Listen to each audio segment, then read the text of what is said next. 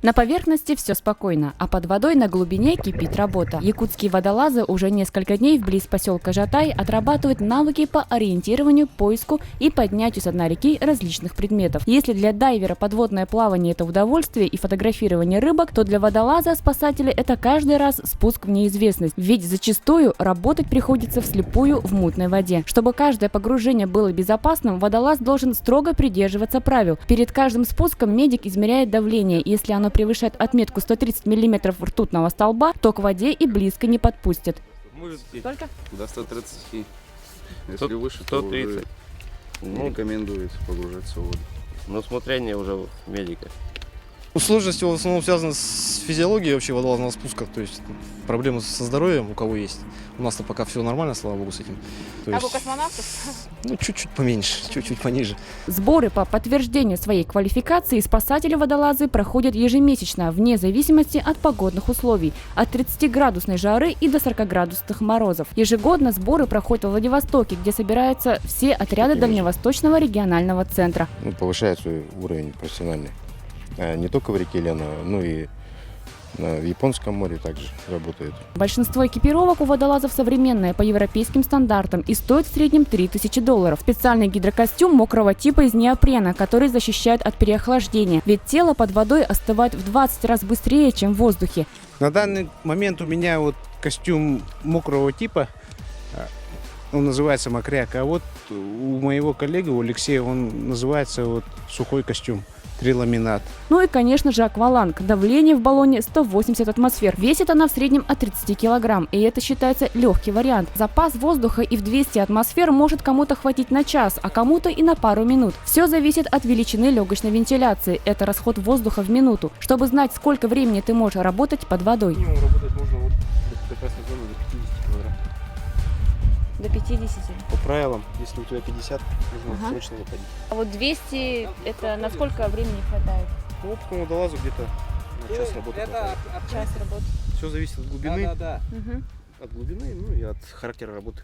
То есть, если кувалдой там махать, то она быстрее съестся. От эпохи Советского Союза остался только дедовский метод общения под водой при помощи троса, потянув за который можно дать различные сигналы. К примеру, дернуть один раз значит все нормально. Дернуть, а после потрясти и снова дернуть значит что-то обнаружил под водой. Есть связь, бодифон, там все это есть. Но самое надежное это веревочка. Потому что там на связи может сесть батарейка, а веревка она никуда не денется. Она есть веревка. Дернул потрясти, запасной сигнал, ты уже понял, что делать. Дедовский метод, во!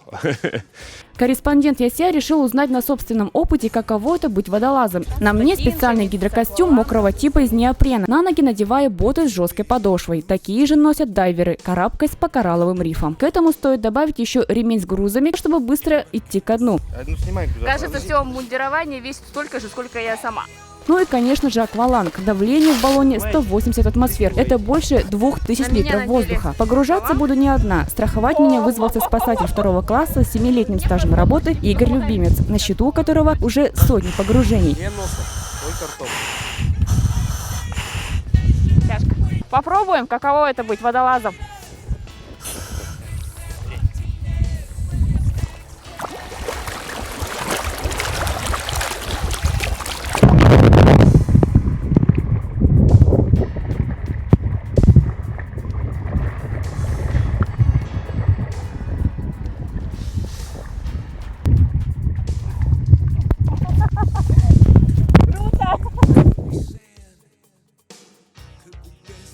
Ежедневная зона ответственности спасателей не только реки, пруды и озера республики. Иногда приходится работать и на дне моря. Якутские спасатели-водолазы участвовали во многих спасательных операциях, в том числе и в августе 2010 года по поиску членов экипажа затонувшего буксира Алексей Кулаковский. Тогда спасатели подняли со дна моря тела 5 моряков.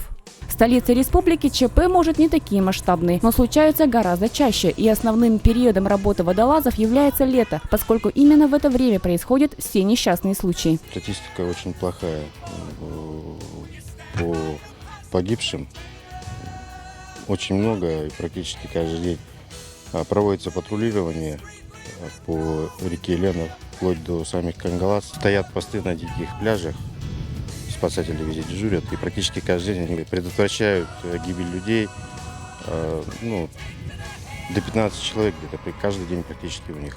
Впрочем, зимой тоже не до отдыха. Тонут рыбаки, большегрузы и автомобили, которые переправляются по реке. Под водой спасатели всегда работают только парами. Если спускаешься по всем правилам, то, в принципе, ты себя полностью обезопасиваешь. Но форс-мажорные обстоятельства никто не отменял, то есть там всякое течение и так далее. Страховка всегда должна быть. Страховка всегда обязательно. Всегда наверху есть одетый второй водолаз, который в любой момент, в любую секунду прыгнет за тобой и спасет тебя. На учебных сборах вблизи поселка Жатай водолазы Якутска сымитировали спасение утопающего человека. Пострадавшего удалось вынести на берег за несколько минут, что большая редкость. Зачастую на спасение человека уходит гораздо больше времени, и иногда спасатель должен вытащить из воды не одного, а нескольких человек. Водолазная служба Якутского поисково-спасательного отряда МЧС России по республике официально существует с 2012 года. В службе работают всего 5 человек, но у каждого из них многолетний опыт. Да и водолазы абы кого не возьмут. Каждый желающий проходит тест-драйв. Спасатели водолазы проходят жесткий отбор психологический, потому что работа связана с агрессивной средой под водой.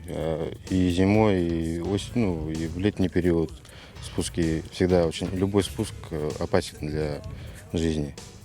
Поэтому и вообще и для этого и проводятся у нас такие сборы ежемесячные.